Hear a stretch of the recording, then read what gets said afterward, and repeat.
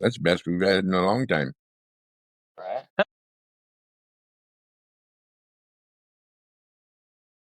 Hello, my beautiful people. Well, our beautiful people. Welcome to today's podcast, today's show, if you would. Our adventure is, well, we're just gonna look at the computers again and just kind of see what's kind of happening in the world.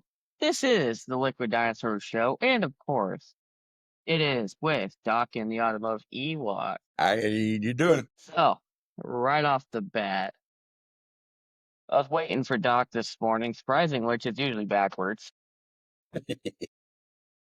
So I started looking up what is going on in the industry today, and well, Doc said he wants to go with he wants to have a heart attack today. So let's get right into it. So just looking up just what is diesel industry news for today? First thing that pops up. Is there a diesel crisis? What is a diesel crisis? Is there a diesel crisis? So let's look into that. Why are people saying that? That's because the diesel per gallon has increased averagely by 4.7 cents. Really? The global demand and supply, increased global demand and energy demand and limited refining capacity can lead to higher diesel prices. Really? You don't say. Are you saying that for the last 4 years we've had, I don't know, maybe this Green New Deal that's kind of taken its toll on the oil industry? Huh. That couldn't be it, could it? I wouldn't think so.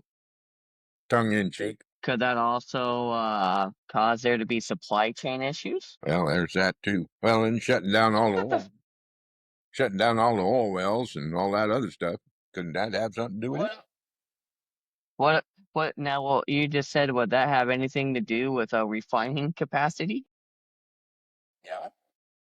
All these refineries blowing up and burning down, Houston, etc. You gotta love that. So that's just what the AI overview is saying. So where's the first thing there's a couple other things that I end up looking up instead. I just thought that'd be interesting. So this says future projections. The U.S. Energy Information Administration, the EIA, projects that the average diesel price for 2025 will be $3 a gallon, according to RigZone. Don't know how accurate that is. So yes, what we know about it, kind of feeding off of our last video, yes, there is going to be a slight diesel shortage, but our current administration is drill baby drill, so hopefully that shortage won't be a thing and we can get back to 2020 fuel prices. Yeah. Maybe. Well, where was those fuel prices from? It just says averagely. It didn't say where. This is $2.89 here in Texas. Well, that's Texas. Let's see. Let me look into it a little bit. It just says the national average diesel price fell 4.5 cents to 3.534. So that's average. So that's probably meaning Texas being on the low end, California probably being $6 a gallon. Yeah. Actually, let's do it that way. Okay. U.S. highest diesel price, fuel price. Okay. Okay, so it says East Coast. The left coast? Yeah, the left coast. California is the highest. I can't read this. My map shows that California, Oregon, Washington, Idaho, Nevada, and Arizona are all the highest, with coming Arizona's in there? Yeah, coming in with Nevada and Colorado and Wyoming and Montana the next, and then the next would be Nebraska, South Dakota, North Dakota, and Wisconsin, and then Wisconsin. then down would be the other three, and then Texas and Kansas and Oklahoma and Louisiana and Mississippi and Alabama and Tennessee and South Carolina and North Carolina. They're all lower. That's my map. Yeah. The lowest is 284 to 267. The highest is 482 to 337. Okay, so with everything that we talked about in the last video and what we know, is there going to be a diesel crisis? I think that could be, but I think that's just fear mongering. You know what I mean? Yeah, let's go. Let's be realistic here. The first crack is diesel, isn't it? Snow fuel. that's And also why it's so crappy. true. Hey, you want to get into that at all? Yeah, we can. So, like, we kind of glossed over it a couple ago because we had a comment talking about how crappy the fuel is. Yeah, In your expert opinion, what do you think would make the diesel fuel better? more cetane rating, more sulfur. Do you think that's going to be it? Well, yeah, there's more to it. I mean, in and of itself. I mean, they're talking about that new fancy funky diesel that's got better detergents in it. But Oh, you you know mean what? next gen? Yeah, the But if you look at next gen, all it is just recycled. French fry oil. Yeah, it's just recycled diesel mixed with. Hold on, are you looking it up too? It's just 100% renewable and sustainable raw materials. Unlike biodiesel, it's chemically indisguisable from petroleum-based diesel, making a drop-in replacement without requiring engine modifications. Next Yeah, diesel is designed to be ultra clean and sustainable, bring improved performance and reduced emissions compared to conventional diesel. The next gen is produced from renewable feedstocks like animal fats and vegetable oils, making it a 100% renewable and sustainable alternative to petroleum diesel. isn't that biofuel? Yeah, pretty much. Next gen boosts the higher cetane number 70 to 90 and combusts more efficiently, leading to reduced emissions. It significantly reduces greenhouse gas emissions compared to petroleum diesel, with potentially reductions ranging from 10 to 90%. Next gen can be used in minor diesel engines without any modifications or blending, according to Next Fuel. Didn't they try something like this back in the late 80s, early 90s? Yeah, Kind of saying the same crap, but it ended up flopping. yeah, It didn't like gelatinize right in the fuel tank yeah. It's like after it ran for a minute and turned into jello. yeah, wax and whatnot. It says it meets its petroleum diesel specification, the ASTM D975 for use in diesel engines. Well, yeah. So does French fry oil. You know them greasels. Okay, so off the top of your head, like what is your first complaint with it? With what? With next gen diesel, knowing what we know. Is what they're going to tie into it to make it viable. You know what I mean? Okay, we can run next gen oil, but you've got to have this. And I'm just throwing this out there. This is not what I know or anything. You got to have 3 catalytic converters, 2 O2 sensors, 1 DPF, 1 DOC, 1 SCR, 3 or 4 DEF systems, just because they made a shitty grade of oil. You know what I mean? It's what they're gonna have of the system to make it viable. If it's just a diesel fuel and our systems are fine with it, you know what I mean? Cool. You know what I mean? Getting on that other side of the spectrum on the deleted and all whatnot. But if you get this next gen diesel and it runs fine in tractors and everything else like that, no problem. But if you get the next gen diesel and you got to add something to make it viable, then it's no. You get my Well, yeah. point? Yeah, so you want to bring let's talk about DEF, or what I call hippie juice, since you brought that up. Diesel exhaust fluid is primarily a solution of 32.5% urea and 67.5 deionized water. When injected into a hot exhaust system, the urea decomposes and the resulting ammonia reacts with nitrogen oxides, NOx, and the catalytic converter to produce nitrogen gas and water vapor, effectively reducing harmful emissions. Okay, but let's talk about what they don't want to talk about. Yeah, it Okay. lowers NOx, but what else does it produce? Yeah. Uh, Carbon dioxide And nitrogen too. and nitrogen. And now they're all going Yes. after nitrogen. Yep, and they're trying to outlaw it out in California because it's ruining vegetation. You know, let me put my tinfoil hat in. All that shit they're spraying in the air is killing the vegetation. Well, that too. You want to explain urea to the people, or you want me to? Well, I'll give you the farmer version. They spray it on the fields. It's fertilizer. Now what? I said, I'll give you the farmer version of it. They spray it on their fields for fertilizer. The urea? Urea, yes. I thought we were going to talk about how it's basically just a mixture of different levels of piss from different animals. Oh, yeah.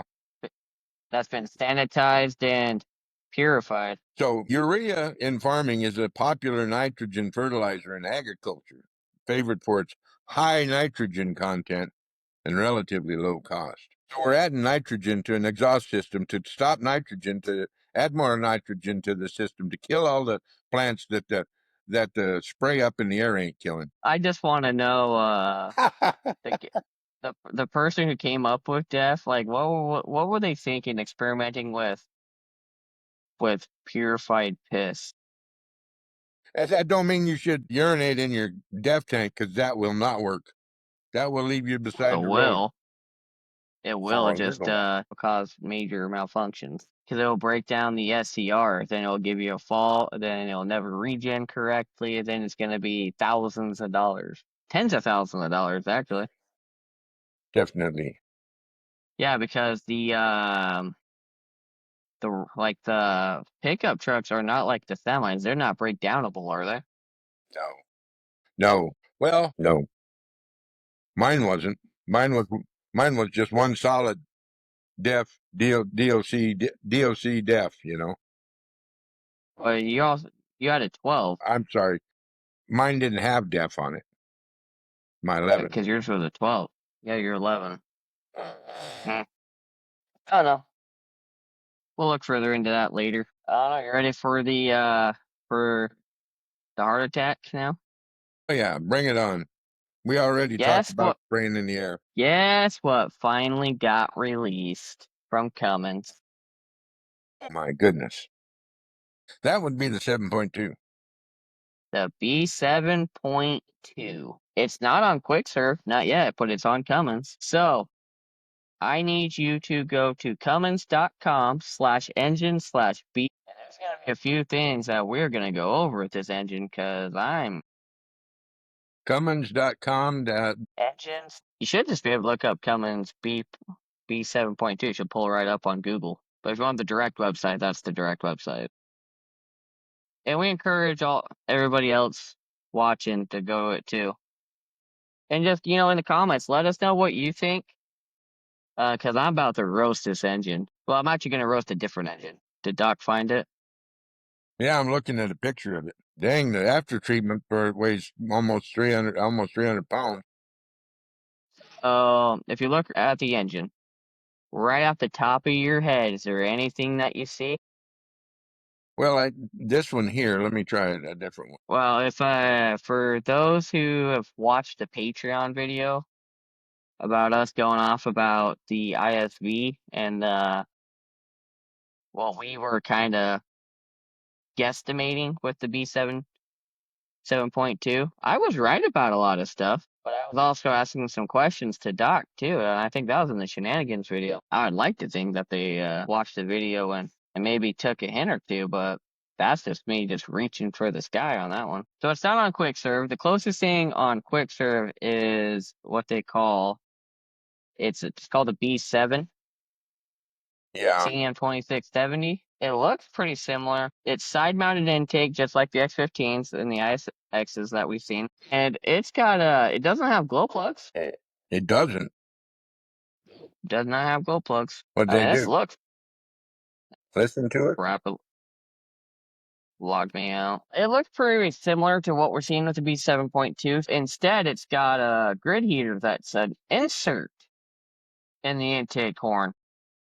You mean they did like Gale Banks? No, it's not something that's threaded. It's literally a giant disc that sits in there. If you look at the B7.2, you'll see right on the intake horn, you have that big square thing that's separated.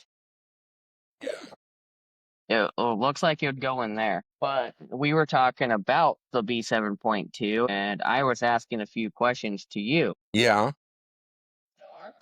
Our precious 6.7 that we have known kind of a little hesitant at first, but we've grown to love them, right? Yeah. Up until 2019. What was the number one question that I was asking back in Shenanigans?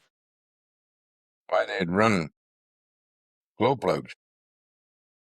Oh, we've always asked that question. I'm still trying to So get a good picture of this thing. okay, well, when you do, you'll notice a couple things, or I can just spill the beans and You can go ahead.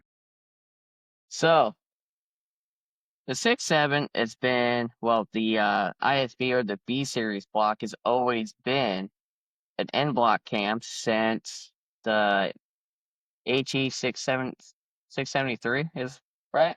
Yeah. Well, we'll correct that in editing. But so it's always been an N block cam, right? Yeah. The X15, the ISX is In head, cylinder head. it's an overhead, right? Overhead. Yeah. The X15 is a single, depending on which one you get. The ISX was a dual overhead cam, depending on which one you had. Right. So that was making us ask, when were they going to do a dual overhead cam in the B series? They didn't do that, did they? They did. If you look, like when you get right into the Cummins site, when it first sees the engine, you can see the cam positioning sensors right on front next to the freeze plugs in the head. I saw that, but I can't get a good enough picture of it. It's just a small picture. It's pretty big. I can see it just fine. So, how do you feel about that? We knew it was coming. Yeah, we did. But, a dual overhead cam, it doesn't have glow plugs, any of this thing, though, but why? I mean, it ranges from 240 horsepower to 340. Yeah. Why aren't Well, we higher than that? mine says it goes from um yeah, you're right, 240 to 340. Crap, the 6.7 is still cranking out more than that. Stock. Right. 650 to 1,000 torque. This thing should be cranking more than that. Yeah. Well, this is also rear gear train driven because this is going to be for, it tells you, specifications. Where is it? Applications: medium duty truck, vocational, school bus, recreational vehicles, and transit buses. Yeah. So this B7.2 is going to be part of the next gen, Yeah. which is going to be their hydrogen and biofuel and spark plugs. And I'm sorry, you made it. Cummins has been around for over 100 years now, doing diesel engines. Yeah, we knew they were gonna get into other stuff, but like, didn't they So learn back in the '80s how well spark plugs and diesel work together? what are they gonna phase out the six? Not till 2030. Well, yeah, that's true. Do you really think they replaced the 6.7 with this? It's highly possible. I don't know. I was listening to I overheard a podcast with our favorite C. Yeah. Yeah, she was just talking about, oh, Cummins has a rich history, over 100 years of dependability and reliability. We've never been stronger and all this other shit. And I'm like, yeah, okay, yeah, until you hit that lawsuit that you just caved on. Yeah. Ever since 2020, you guys cared more about profits than you did anything else. Still love the company, but Yeah. obviously we're not there, and this is just our opinion to this. Yeah. But I think it's going to be a rough couple years for these guys. I mean, what's the 6.7 pumping out? Let me look it up. Well, I finally got a big picture of it. Of this. Yeah. Yeah, you See what I thought. really do see the cam sensors. I wish What I do you could think flip it. about that? Yeah. Dual overhead cam.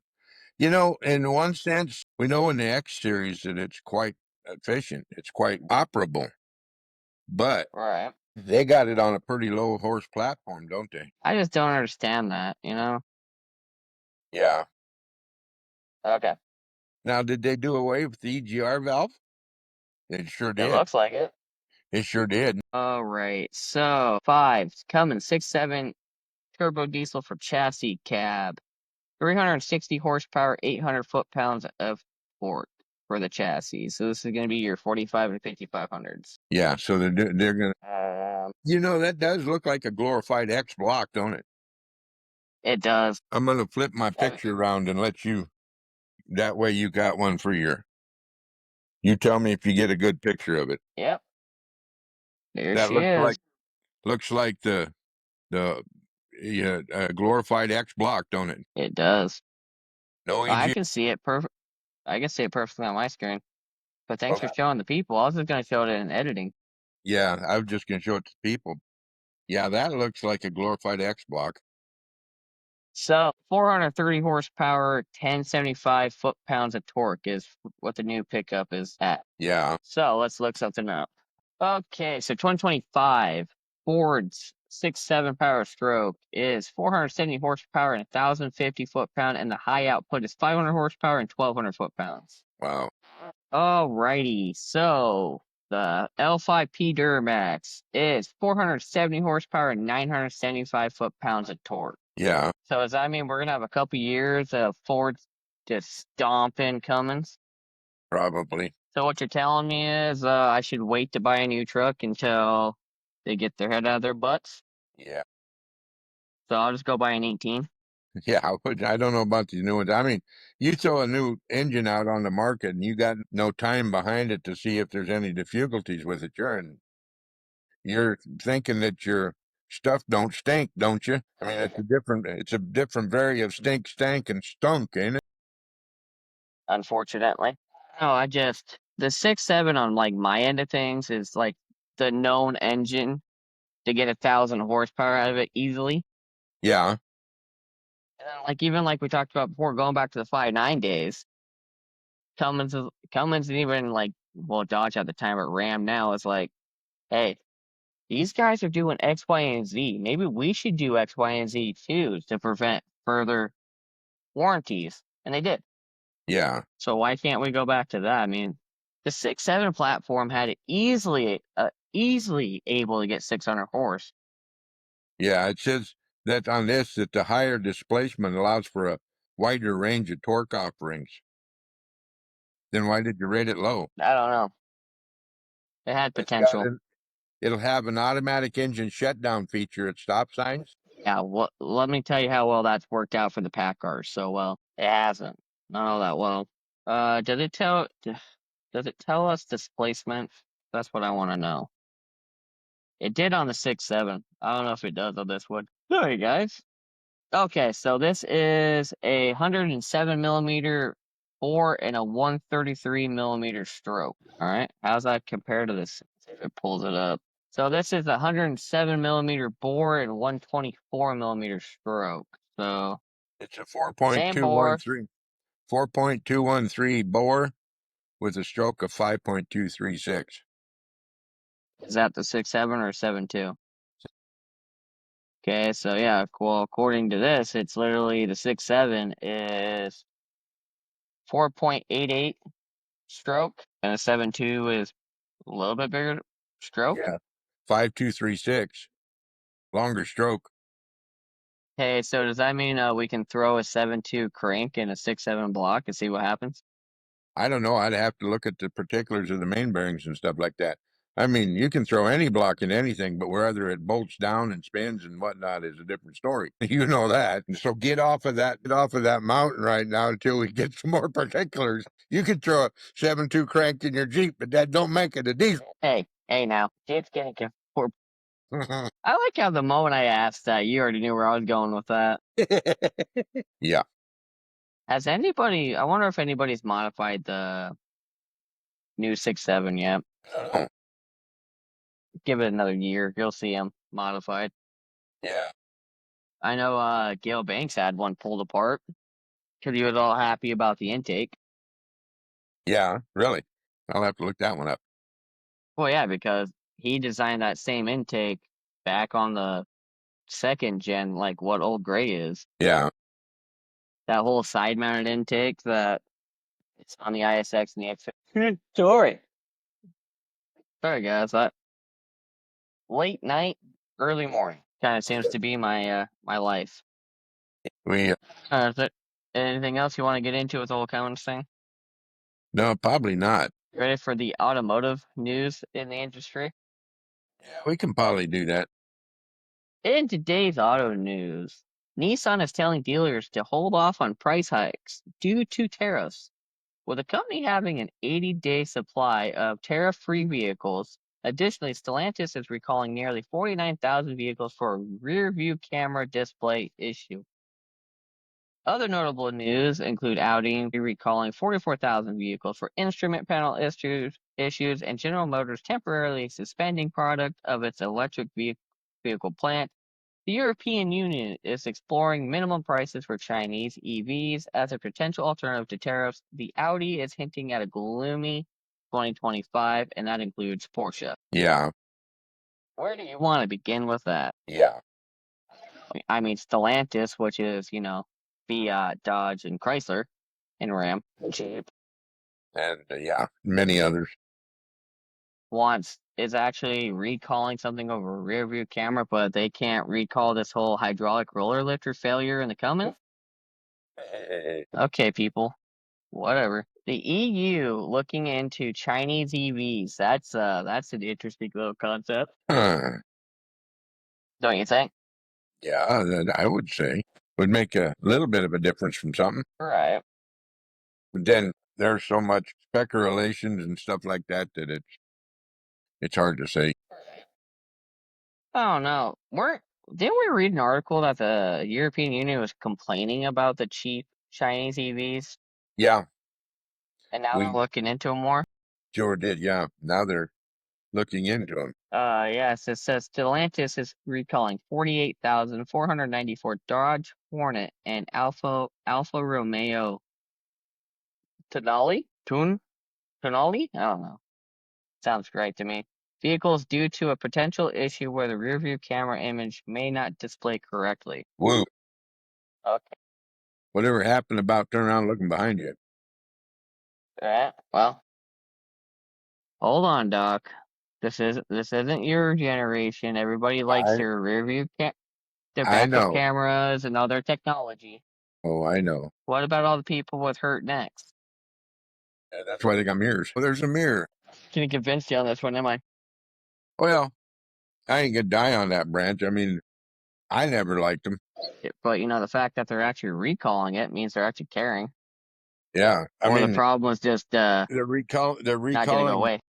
they're recalling a camera for a backup problem, but yet the transmission fault. Well, my point is that they'll recall for a camera, but then when there's an engine issue or an issue where it needs to be recalled, they won't do it. You know, That's fair. That's fair. that's what I That's meant by pretty that. funny though. Yeah, it was.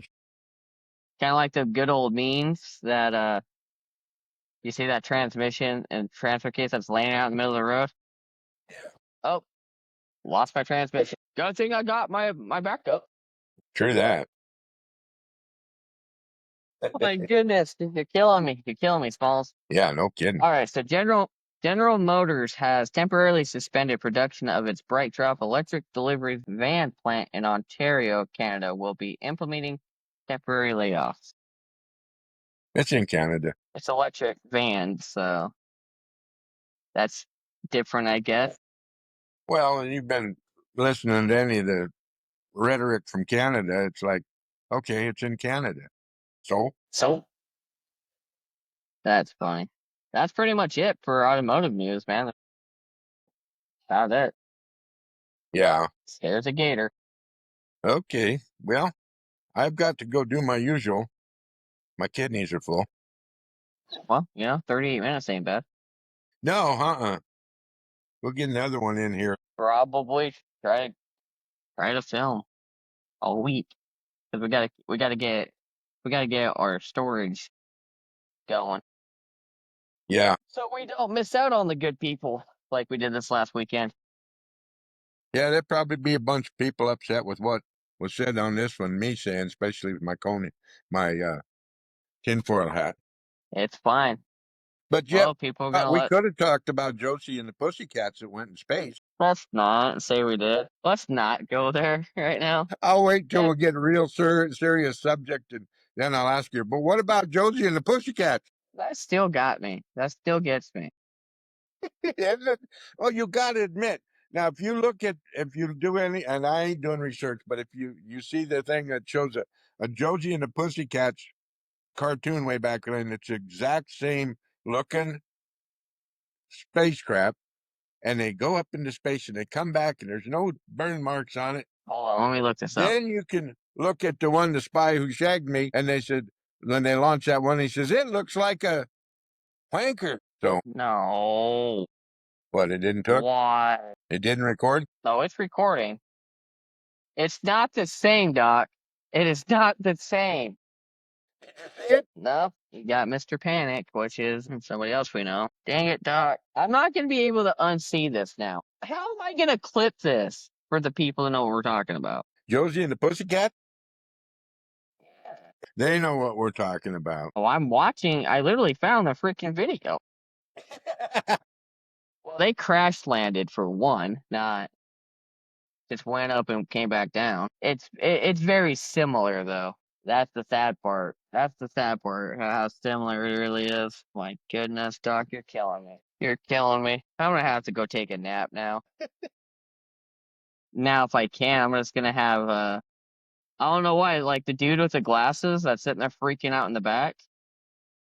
I can't look at that guy the same now. It's just gonna be the picture of Katy Perry in my head. Yeah, you're gonna have to bleach your mind now. Yeah, I guess. I have to. Is Go Devin back? I don't know yet. Probably not. When he gets back, I got to bring up Josie and the Pussycats, and then we'll spin him up. Then you can get him going. If we can get him back up on here. Yeah. But say goodbye to the people. All right. Close It's us been out, fun. Doc. Huh? Close us out. It's been fun. Like, share, comment to the Diesel Dinosaur Show. I know we change the name every time. Hey, we had fun. We talk You about. changed the name. We have fun. We talk about things that don't make no sense to anybody, at least of all to us. And if you got a problem with us, you know what? Suck it up. We'll see you the next time. Bye.